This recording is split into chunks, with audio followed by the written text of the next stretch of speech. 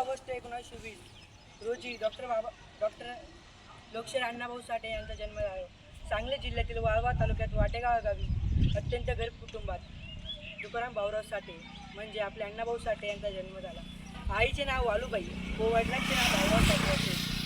अण्णांनी केवळ 1.5 दिवस शाळेत जाऊन पोवाडे, कथा, कादंबरी, लघुनाट्य, प्रवास वर्णने यांची निर्मिती केली.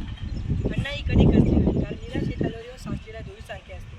धूळ झटकली की तलवार पुन्हा धारदार बनते, अशी त्यांची विचारसरणी.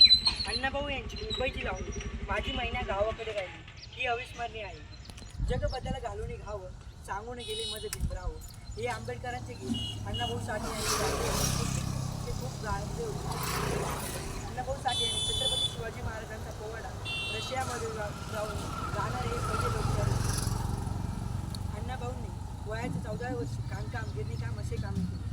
अण्णाभाऊ हे कधीच करते नाही, पण त्यांच्या मते नैराश्य हे तलवारीवर साचलेल्या धुळीसारखे असते. धूळ झटकली की तलवार पुन्हा धारदार बनते, अशी त्यांची विचारसरणी. अखेर 18 जुलै रोजी या क्रांती सूर्याला ग्रहण लागले. दिशा काळवडली, आवाज शून्य झाली.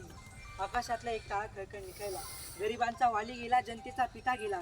एक म्हातारे म्हणाले, नाही रे नाही, आमच्या गरिबांच्या मुलांच्या हाताची काठी गेली रे, काठी गेली. जय अण्णाभाऊ साठे. डॉक्टर अण्णाभाऊ साठेंचा विजय असो.